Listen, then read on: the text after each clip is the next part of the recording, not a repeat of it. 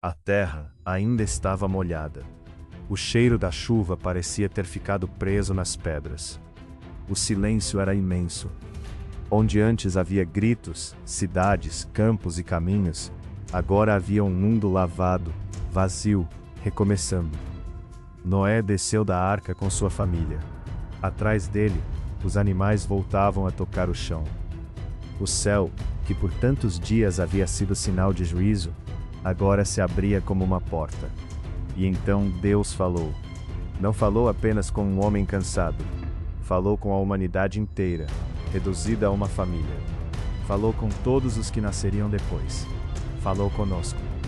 Depois do dilúvio, o mundo não começa com uma cidade. Não começa com um trono. Não começa com uma espada. Começa com uma bênção. Deus abençoou Noé e seus filhos, e disse: frutificai, multiplicai-vos, enchei a terra. É o eco do princípio. Lá no jardim, Deus havia abençoado o primeiro homem e a primeira mulher com palavras parecidas. Agora, depois das águas, ele entrega novamente a terra ao ser humano. A criação recebe uma nova aurora. Mas este recomeço não é ingênuo. O mundo que sai do dilúvio não é exatamente como o mundo antes da queda. Há beleza, há promessa, mas há também temor. Deus diz que os animais da terra, as aves do céu, tudo o que se move sobre o chão, e os peixes do mar, terão medo e pavor do ser humano. A harmonia original está ferida. A relação entre o homem e as criaturas agora carrega distância. O domínio continua, mas já não soa como uma canção tranquila de jardim. Soa como sobrevivência. Deus entrega os animais nas mãos da humanidade, e então permite algo novo. Tudo quanto se move e vive, servirá de mantimento. Assim como a erva verde havia sido dada, agora também a carne é entregue como alimento. Mas Deus coloca um limite sagrado. A carne com sua vida, isto é, com seu sangue, não deveria ser comida, porque o sangue representa a vida, e a vida pertence a Deus. Mesmo quando o ser humano recebe permissão para se alimentar, ele não recebe permissão para tratar a vida como coisa comum. Há uma fronteira invisível ao redor da vida. A reverência, a responsabilidade. O mundo pode ser habitado, a terra pode ser cultivada, os alimentos podem ser recebidos, mas a vida não pode ser desprezada. Então Deus fala sobre o sangue humano, e suas palavras descem com peso sobre a nova terra. Certamente requererei o vosso sangue, de todo animal o requererei, e também do homem, da mão do irmão de cada um, requererei a vida do homem. É como se Deus dissesse: nenhuma vida humana se perde no anonimato. Nenhuma violência fica sem testemunha. Nenhum sangue derramado desaparece na terra sem chegar aos céus. E então vem a razão profunda. Quem derramar sangue de homem, pelo homem terá o seu sangue derramado. Porque Deus fez o homem à sua imagem. Essa é a base da dignidade humana. Antes de qualquer força, antes de qualquer riqueza, antes de qualquer nação, o ser humano carrega a imagem de Deus. Mesmo ferido, mesmo caído, mesmo depois do juízo das águas, a imagem permanece. Por isso, tirar a vida humana é atacar algo que Deus colocou no mundo como reflexo de si mesmo. A vida do outro não é apenas a vida do outro. Ela é sagrada diante do Criador. O capítulo nos coloca diante de uma verdade que atravessa os séculos. A violência nunca é pequena aos olhos de Deus. O desprezo nunca é invisível. A crueldade nunca é neutra. A humanidade pode tentar normalizar o sangue derramado. Pode transformar pessoas em números. Pode justificar o ódio com discursos. Pode se acostumar com a dor alheia. Mas Deus não se acostuma. Ele requer. Ele vê. Ele lembra. E novamente, depois de falar sobre vida e sangue, Deus repete a bênção. Frutificai, multiplicai-vos, povoai abundantemente a terra. É como se a palavra divina segurasse duas verdades ao mesmo tempo. A vida é frágil, e por isso deve ser protegida.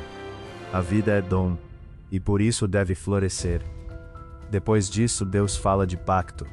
Não é Noé quem propõe, não é a humanidade quem negocia. É Deus quem estabelece. Ele diz: Eis que eu estabeleço o meu pacto convosco, e com a vossa descendência depois de vós. Mas o pacto não é apenas com os seres humanos, é também com todo ser vivente, com as aves, com o gado, com todo animal da terra, com todos os que saíram da arca. Sim, com toda a carne que está sobre a terra. Deus inclui a criação em sua promessa. O mundo inteiro que havia passado pelas águas, agora fica debaixo de uma palavra de misericórdia. E a promessa é clara: não será mais destruída toda a carne pelas águas do dilúvio. Não haverá mais dilúvio para destruir a terra. O céu que antes se fechou em tempestade, agora recebe um sinal. Deus diz: o meu arco tenho posto nas nuvens. Ele será por sinal de haver um pacto entre mim e a terra. O arco aparece onde as nuvens se reúnem, exatamente no lugar que poderia despertar medo. Quando nuvens voltassem a cobrir a terra, quando o som da chuva lembrasse o terror antigo, Deus colocaria ali um sinal de paz. O arco nas nuvens, a luz atravessando a água, a beleza surgindo no limite entre tempestade e promessa. E Deus diz que ao aparecer o arco, ele se lembrará do pacto. Não porque Deus seja esquecido como nós, mas porque ele se revela como aquele que se compromete, aquele que prende sua própria palavra ao destino da criação, aquele que olha para o sinal e confirma: as águas não se tornarão mais em dilúvio para destruir toda a carne. O arco estará nas nuvens, e será sinal de um pacto perpétuo entre Deus e todo ser vivente. Há algo profundamente consolador aqui. O mundo depois do dilúvio ainda conhecerá tempestades. As nuvens continuarão vindo, as chuvas continuarão caindo. Haverá medo, haverá noites escuras, haverá lembranças difíceis. Mas acima das águas, Deus coloca um sinal. Ele não promete uma vida sem nuvens. Ele promete que a nuvem não terá a última palavra. O arco não apaga a tempestade, mas declara que existe misericórdia depois dela. Para Noé, esse sinal devia ser mais do que bonito. Era cura. Cada gota de chuva poderia trazer de volta a memória do julgamento. Cada trovão poderia fazer o coração estremecer. Mas Deus, conhecendo a fragilidade humana, colocou no céu uma lembrança visível. Como se dissesse: quando o medo voltar, olhe para cima. Quando as nuvens se ajuntarem, lembre-se da minha palavra. Quando o passado ameaçar engolir sua esperança, veja o sinal da aliança. E assim, o mundo recomeça sob uma promessa. Mas a Bíblia nunca esconde a complexidade do coração humano. Depois de uma cena tão grandiosa, tão luminosa, o texto nos leva para dentro de uma tenda. Os filhos de Noé que saíram da arca foram Sem, Cã e Jafé. E o texto destaca: Cã é o pai de Canaã. Destes três foi povoada toda a terra. Toda a humanidade pós-dilúvio se espalharia a partir deles. Mas antes das nações surgirem, antes dos povos se multiplicarem, há uma cena doméstica. Pequena, dolorosa, humana demais. Noé começou a cultivar a terra. Ele plantou uma vinha. O homem que construiu uma arca, agora trabalha o solo. O sobrevivente se torna lavrador. Há algo belo nisso. Depois do caos, ele planta. Depois da perda, ele cultiva.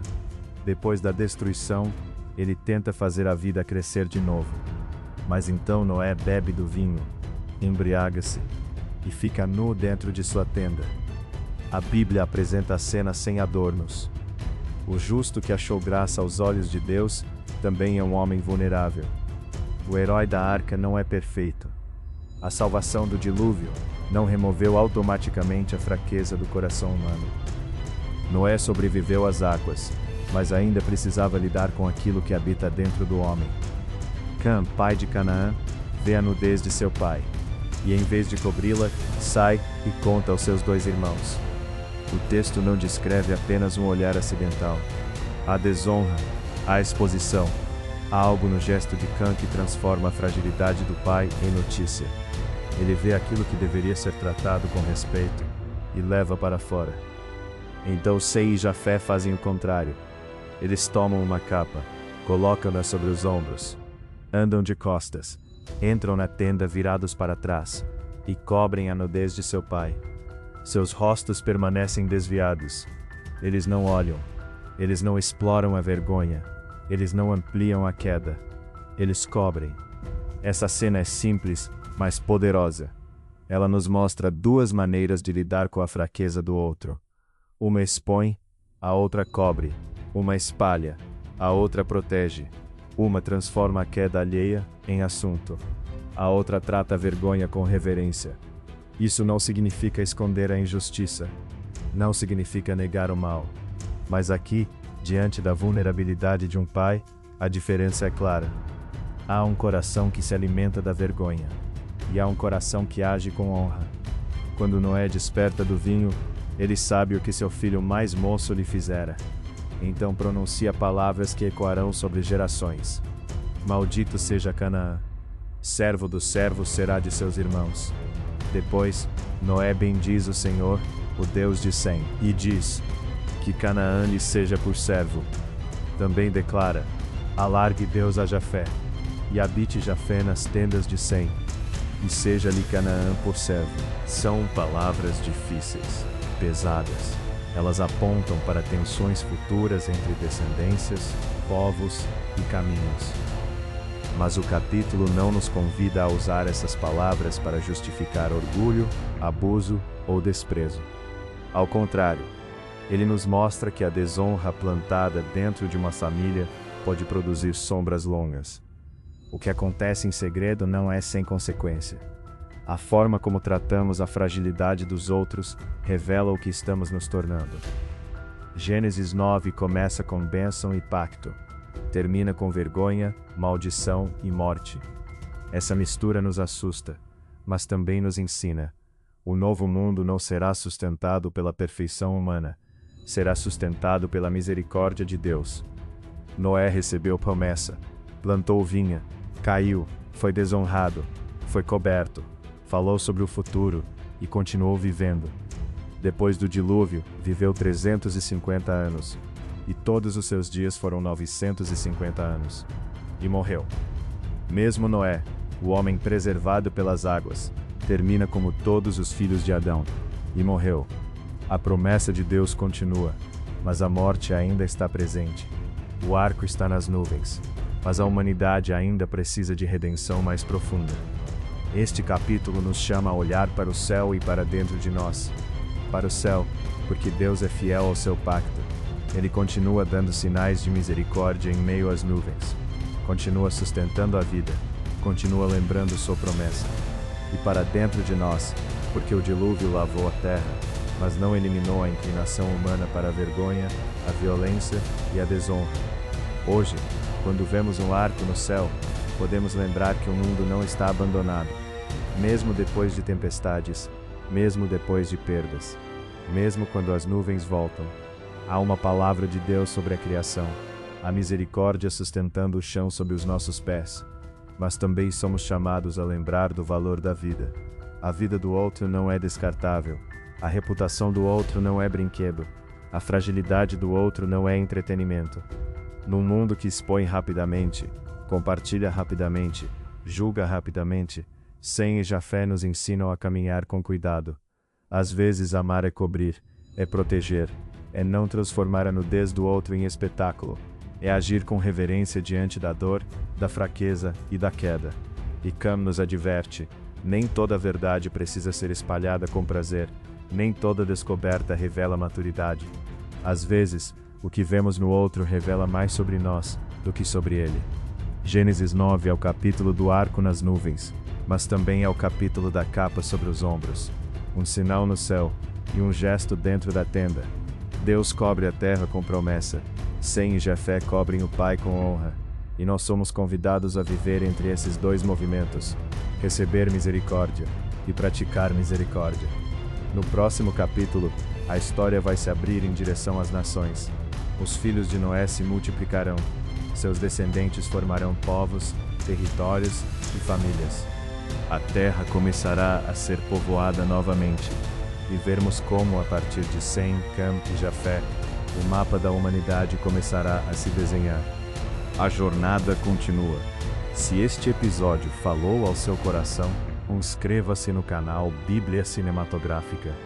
Acompanhe esta grande travessia pelas Escrituras, capítulo por capítulo, cena por cena, até percebermos que, por trás de cada geração, cada queda e cada promessa, há um Deus que continua falando.